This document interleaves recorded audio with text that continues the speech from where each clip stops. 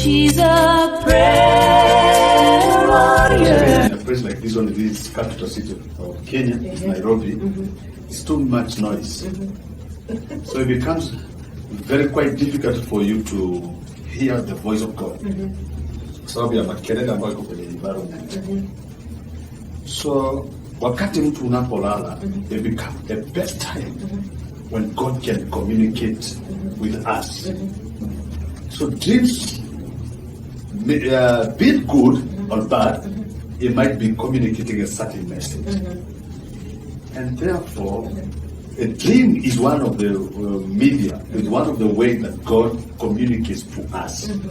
Njia moja ambayo imekuwa proven even in the Bible, Mungu amezungumza sana kupitia ndoto.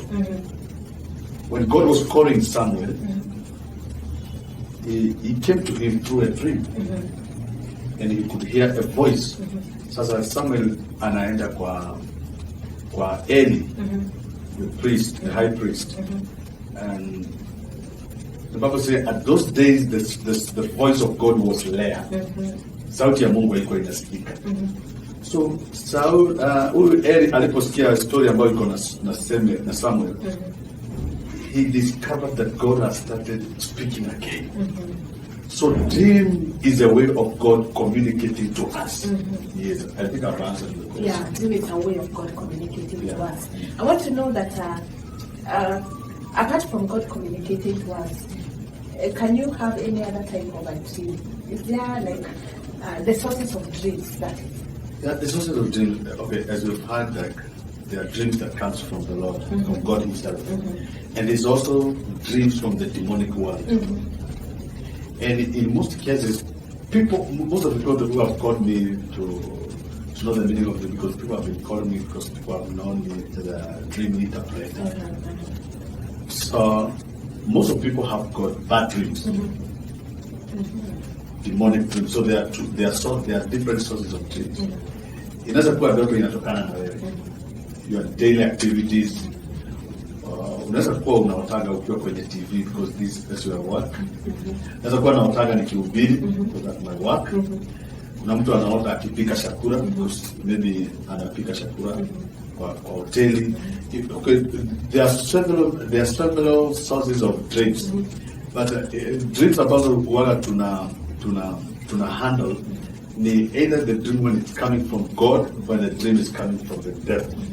Yeah. So unamaanisha kwamba dreams zinatoka kwa shetani, kwa Mungu ama mawazo yako wewe binafsi. Na hata environment yenyewe inaweza dictate the way you're going to dream tonight. That is now sasa hivi mawazo yako wewe binafsi. Sasa tunataka kujua, unaweza jua ndoto yenye imetoka kwa Mungu na imetoka kwa mawazo yako ama imetoka kwa shetani. Now the way you get to know whether the dream is coming from God or is coming from the devil, it depends with the nature of the dream. Yani kuna mtu alikwambia niliota hivi, tunajua direct hii ni kwa shetani. Na kuna mwingine akikwambia niliota, for example, if you dream that you're praying in tongues. Oh. Hallelujah. Unajipata unaongea tuna dini, you're praying in tongues, non-stop. That shows that you are spiritually alert. And maisha yako ya kiroho uko sawa, yani umejihisi kiroho, you are spiritually alert. That's number one. If you pray, if you dream you're praying in tongues or you're just praying, hata kama unaongea na lugha ya kueleweka, you're praying in the dream. It means that you're spiritually alert.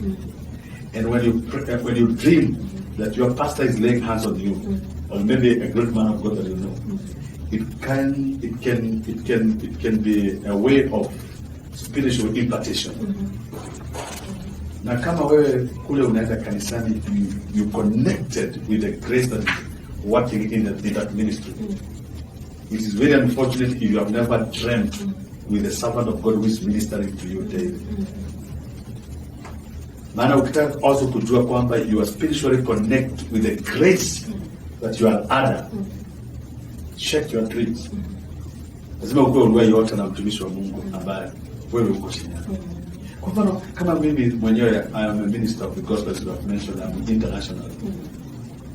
I've been to Zimbabwe, I've been to Botswana, I've been to Zambia, and I've been to South Africa. Most of my followers, even on Facebook, they will tell you that, man of God, last night I dreamed with you. And it's like you're doing this and this and this and this. So you realize that the Lord can minister to someone through the dream using the same anointing that is in me. Kwa hivyo inawezekana kwamba saa zile kunaota kwamba mtu anakuombea ni mtu wa Mungu, especially somebody who will be ministering to you. It's a way of impartation in the spirit. Amen. Hallelujah. Hallelujah. Sister, maybe you can tell us some of the dreams that if a person just wake up, you feel you can. I know you deep inside your spirit, that you will feel that you. When you have certain kind of a dream, you don't need even to hesitate. You need to pray or to learn to a man of God to pray. Absolutely. Yeah. Absolutely. Like, if you dream you're in a wedding or you're putting a wedding gown, it is not a good dream. And it is not, and it doesn't mean death. Because most of people, when they dream with a wedding gown, you're putting on a wedding gown. Wanasema kwamba hii ni kifo, mimi sasa ninakufa. It doesn't mean death. Whenever you're dreaming with a wedding gown, it represents marital attacks. And most probably watu wengi wale wanaotaka na hizo mavitu za harusi kwa watu waolewi. People don't get married in your family. And even something like relationship, it doesn't start. Inavunjika. There is divorce in your family. Yeah, ukiona unaota na harusi haimaanishi unaenda kukufa. Inamaanisha marital attack. So what you do, ukiamka ukuta umeota na hiyo ndoto ya harusi, you need to take a step and pray about it and cancel the dream. When you dream, ukiota kwamba unaota na kifo, either you dying or you're dreaming with dead people, ni ishara ya kwamba shetani anapanga ama kuna mipango katika ulimwengu wa roho, that the devil is planning in the spiritual realm to kill your things. Na napoongea hivi ni kusema kuna watu wamesoma, but the devil has killed your career. Shetani ana uwezo wa kuua mpaka passion yako. He can kill even your passion. You had a passion to do what you do every day, but all of a sudden you realize your passion may disappear. You're no longer passionate about what you're doing. Ukiwa unaotaka na mambo ya watu wamekufa ama unaota ukikufa, that is the outcome. Kwamba vitu zako zinakufa. You start a business, it dies. You start a relationship, it dies. You start whatever you start, it dies. That's a sign.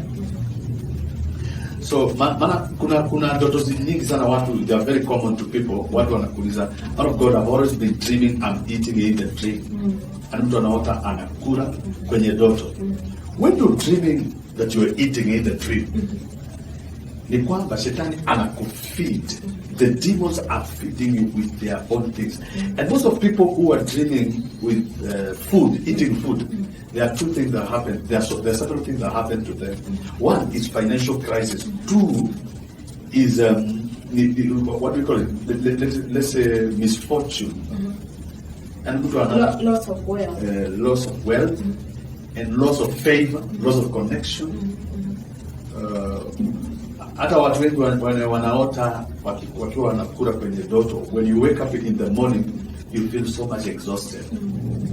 Maana these things that you've been felt. Failure, sickness, mention them. Failure, sickness, hizo mambo zote. So what you do, ukiota, you need to get to know whether the dream is light or is not light, or whether it's positive or is negative. You must be able to know. Na hata ukijifanya utambui ama ukijifanya kwamba you don't care, you don't step that, you will simamisha shetani kufanya kazi ile alikuwa afanye hivyo. Unaona? Kwa kuwa ujui maana haijasimamisha shetani kutekeleza mambo yake. Wale watu wanaotaka wakiolewa usiku kwa Kizungu ndio inatamkika vizuri. Those people that have the experience of spiritual husband and spiritual wives. Ni gumu kuoleka katika ulimwengu sasa utuliko wa Nairobi. Kama kwa USA, UK, Australia, wherever you might be. It's hard. Kuna watu wako kwenye doa wanafumiliana. It's not really working. Why? Because this person is married in the spirit. So hata mkioana kisilani inakuwa because there is no connection. And one of the things I know, this spiritual whatever, they are so jealous. Spiritual husband. I'm telling you. They don't want to see you engage physical man or the woman. There are even some people that it has gone to an extent, wakati wanafanya hii kitendo ya ndoa, hizi maroho zinasimama katikati ya mume, they start between a woman and a man. So we find watu wanaishi kama brothers and sisters. Kwa nyumba. Na unajua ile these people that don't believe that spiritual husband is spiritual. You don't have to believe. You don't have to believe, my sister. But the effect, it's real. Effects za hizo vitu zinaonekana. It's there. And you can do nothing about it. It doesn't matter whether you believe or you don't believe. Nani kuchelewa kwa mambo? Inaweza. Yeah, it causes redness. Delay. And delay. Turudi tu hapo. Tuseme kama unakula chakula kwa ndoto, you might not be able to know ni nini shetani anafeed na what are you being fed. Lakini unakuwa fed na marital failure. Or ukisha kuweka hiyo kitu, they steal your marital star. Nyota yako ya kuolewa ikishaondolewa, sasa wewe si utakaa. Yeah, you'll be delayed. And I want to go back to what you said. Kama mtu ameignore ama kama mtu aamini kama iko, you don't have to believe. Hakuna mtu ameona Mungu, hakuna mtu aliyeona shetani, but we all of us know kwamba hao watu wana exist. There's God in heaven, and there's devil, and yet you have not seen them. So even this thing, whether you have not seen it or you have not, or you don't believe it, I will simamish you. Doesn't stop it from existing. I will finish. And now this is it. You know, some people ask, how do you know such things they do? Okay, for me, maybe I can just give the insight I got. That if we are delivered as pastor, most of the time these people they do talk. True or not true? They do. And it's not all about deliverance pastors. It started from the days of Jesus Christ. Okay. Madipo ni siliulizo nyingi na sisi ni region. And tuko wengi. Yeah, so what you have said is true, that whenever we are ministering deliverance, some of them they will talk. Wasema huu ni wetu hatuendi. Kuna watu pia hiyo watasema watu wamepangwa. Unajua kumeharibika, watu wanapangwa. These things called stage management. But for us who have been with God and we understand mambo ya Mungu and the true God, and we serve God with sincerity, with faithfulness, yeah, kwamba sisi wengine hata tujui ni nini itafanyika hiyo Jumapili, hata nikuja hapa sijui ninaguza nani. I don't know who I am talking to, but deep in my heart I know the Spirit of God is communicating. It's like you're telling me, because I'm a prophet. My name is Prophet Richard Ward. And I've prophesied several things, several events. There's so many things I've spoken and they have come to pass. And most of people knows me because of one time I prophesied about a famous musician. I prophesied about the demise of one of the famous Muibat modern group. That was the day of our brother John DeMille. I spoke to several people. I tried to call some people. I saw it. So whether you're going to believe it or you don't believe it, hiyo mambo iko. There is a spiritual world and there is a physical world. Hapo ndio sasa tuanze hapo.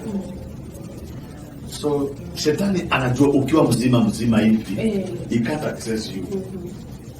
But when you sleep, because now you are conscious, yani wewe conscious yako sasa imerelax, wewe uko sasa uko hivyo tu. Ni aidha Mungu akutumia ama shetani akutumia.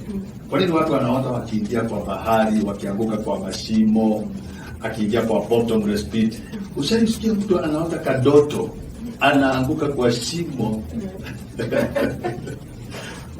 Na kwa nini usiote unaona? Sasa unaona hauna namna, unaweka filio kwa wapi?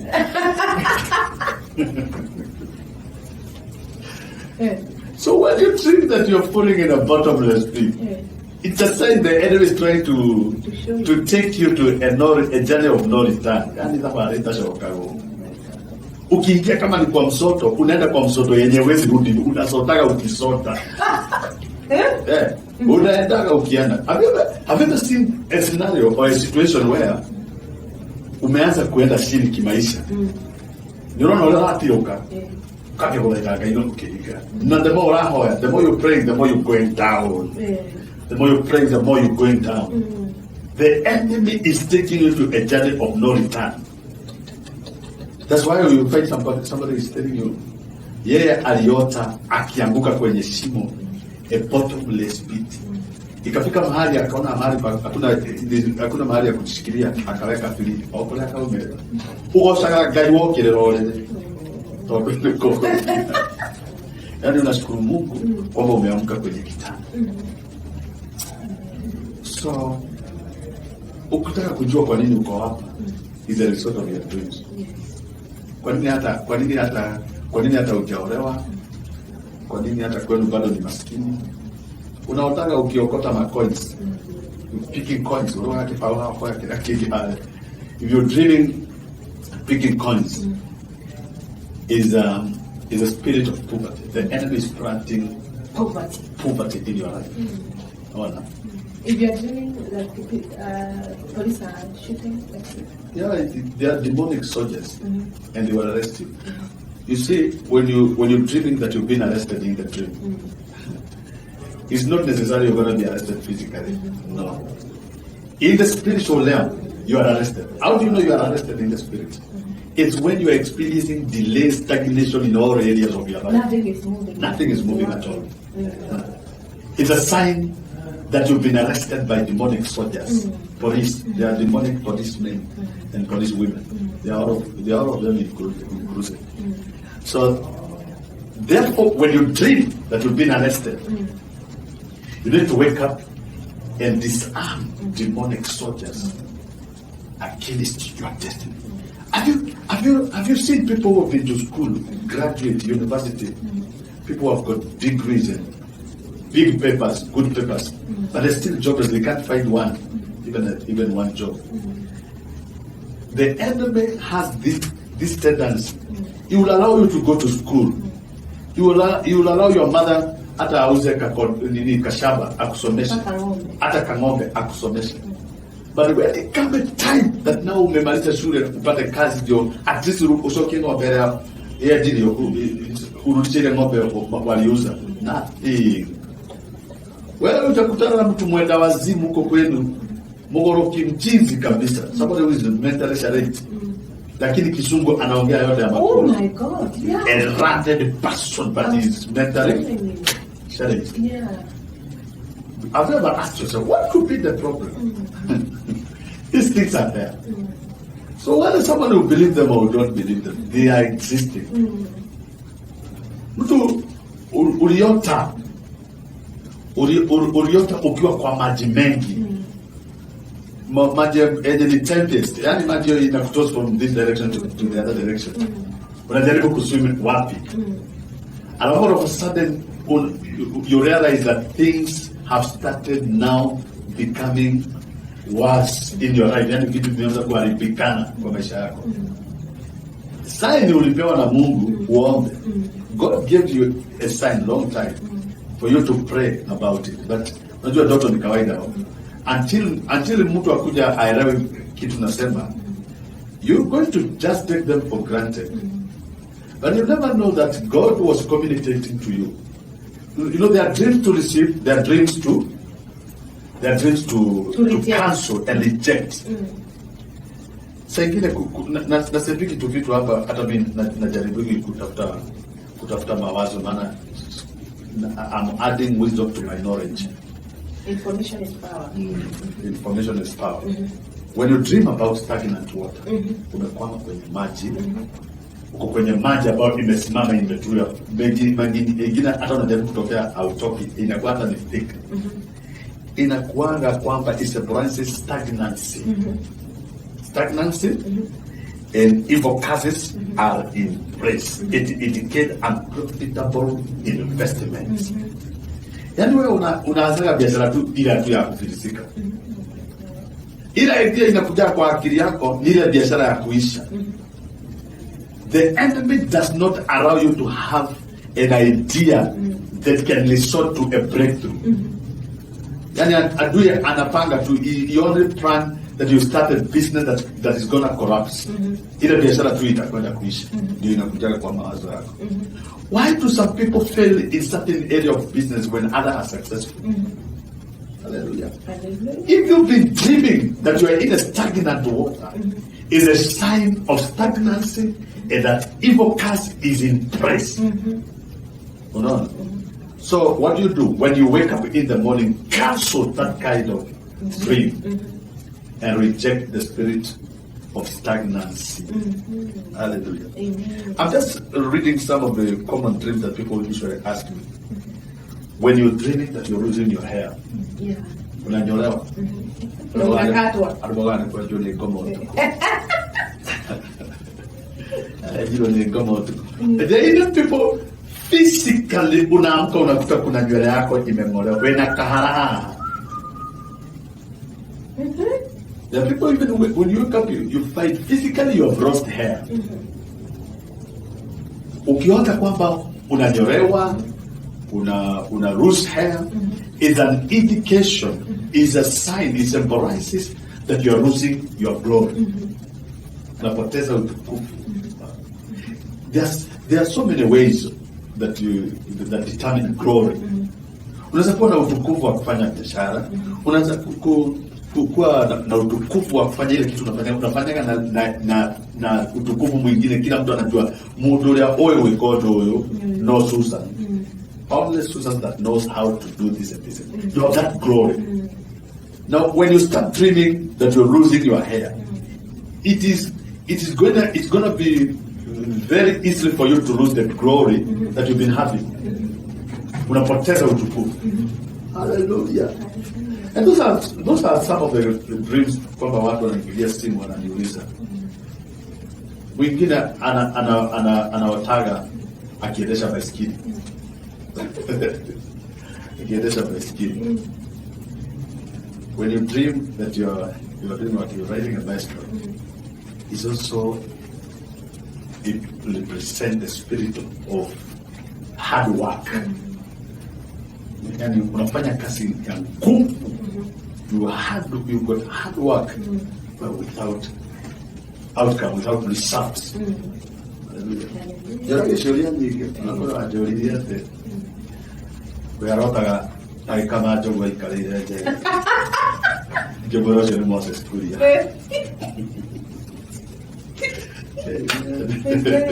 Wow, amazing. In the studio we have the prophet or generation, Prophet Richard Watatu. He is a man gifted in all areas, especially dreams. If you have been dreaming, do not hesitate. You can get in touch with him on his social media platform, Facebook. Prophet Richard Watatu. Your church? Prophetic Winners Church. Where can they get you? Kayole Junction. Kayole Junction. Yeah, and the contact there on the screen. Kindly reach out to him. He's going to help you about dream so that you don't get yourself in trouble. You dream that you are in a bottomless pit. Before you get there, because first things start with the spiritual realm before they come to the physical world. Get to him, get to understand the meaning of your dream, get to know what should I do if I have such a dream. You know, for me, I said I'm a dreamer. One day I dreamed that just said that my hair was being cut, and I was so much disturbed because I knew there's something somewhere wrong, but I was not silent about it. I kept on asking, though I prayed, but I thought this prayer is not enough. I need another. Sometimes is it good to stretch for them, get help from a man of God? Absolutely. because there are certain levels that God has entrusted us as servants of God. And that's why He has given us these possessions so that we can represent God's people in the spiritual realm. I can guarantee you there are places that I can walk in the spirit, and just a normal believer will never walk there. We call them projecting. Yeah, they will die there. There are places, if you follow me, you will not survive. Yeah, there are levels, and it's not me, it's God who has put them that way. You need to look for intervention and enforcement. Sometimes you can ask for prayer warriors. This program is all about prayer warriors. Yeah, true. There are some of the things that you require intervention from prayer warriors, because two are better than one. True. And demons also knows how to enforce one another. The Bible says if you cast one demon to death, it will go. And after some time you will come back, looking if the place where it was cast from, whether it's still a place for it. And when it finds somewhere to stay, it doesn't enter, it goes back. And it comes back with other 7 dangerous demons. It's called reinforcement. If demons can reinforce one another, also God's people must be able to come up with a way that they should be reinforcing one another, supporting one another in prayers. Yeah. So you're asking a very good question. There are places where you need someone who can break, because some of the dreams, they are altars. The enemy can plant an altar through a dream. So, and when it comes that the altar is being broken, you need a priest. You need a man of God, a woman of God, who can stand on the gap and break the altar that was planted through the dream. You understand? Yes. Now, if you dream, you're finding keys. It's a good dream. Yeah, it's a good dream. Finding dreams and finding keys in the dream, it represents open doors. Ukiota ukiona kifunguo inasimamia milango iliyo wazi, and open doors. But on the other hand, if you dream you're losing key, then automatically you know it's the other way. Kwamba milango inafungika. Kifunguo pia inasimamiaga ownership, authority. So if you're dreaming with a key, ina maana kuna vitu Mungu anataka kukuaminia. Mwanamke aliye na kifunguo, nyumba anaweza kuaccess. You access the house if you have a key. But if you don't have a key, unazarara nje. Na naambiaga watu, kuna watu wana kifunguo lakini hawaitumii. Mimi nilikuwa nakunywa pombe. I was a drunkard man sometimes.